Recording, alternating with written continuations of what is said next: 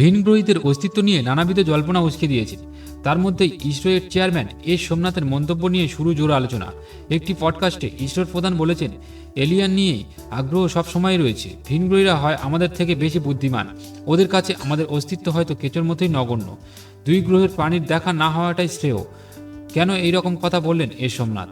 ভিনগ্রহীরা কি সত্যিই রয়েছে? মার্কিন কংগ্রেস বিভিন্ন সময়ে পেশ হওয়া একাধিক রিপোর্টে এলিয়েন্সের এবং উড়ন্ত চাকতি ইউএফও নিয়ে নানাবিধ জল্পনা উসকে দিয়েছে। তার মধ্যেই ভিনগ্রহীদের অস্তিত্ব নিয়ে ইন্ডিয়ান স্পেস রিসার্চ অর্গানাইজেশন ইসরোর চেয়ারম্যান এস সোমনাথ সাম্প্রতিক মন্তব্য নিয়ে শুরু হয়েছে জোর আলোচনা। কি বলেছেন সোমনাথ? রণবীর এলাহাবাদিয়ার সঙ্গে একটি পডকাস্টে ইসরোর প্রধানকে বলতে শোনা গিয়েছে, এলিয়েন নিয়েই আগ্রহ সবসময় রয়েছে। আমরা মনে করি ভিনগ্রহীরা হয় আমাদের থেকে বেশি বুদ্ধিমান, নয়তো কম বুদ্ধিমান। আসলে আমরা নিজেদের সবচেয়ে উন্নত প্রাণী বলে মনে করি। কিন্তু 100 বছর আগের কথা ভাবুন তো, ক্যামেরা, মাইক্রোফোন এইসবের কথা আমরা ভাবতেই পারতাম না। তার সংযোজন ঠিক তেমনই ভাবুন, 1000 বছর এগিয়ে একটা সভ্যতা, প্রযুক্তিগতভাবে অনেক এগিয়ে থাকা একটা সভ্যতা। ভিনগ্রহীদের জীবন্ত এমনও হতে পারে।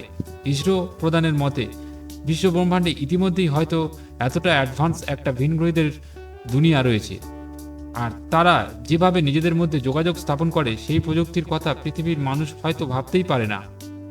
তেমন ভিনগ্রহীদের সঙ্গে যদি পৃথিবীর মানুষের দেখা হয়, সোমনাথের কথায় ওদের কাছে আমাদের অস্তিত্ব হয়তো কেঁচোর মতোই নগণ্য।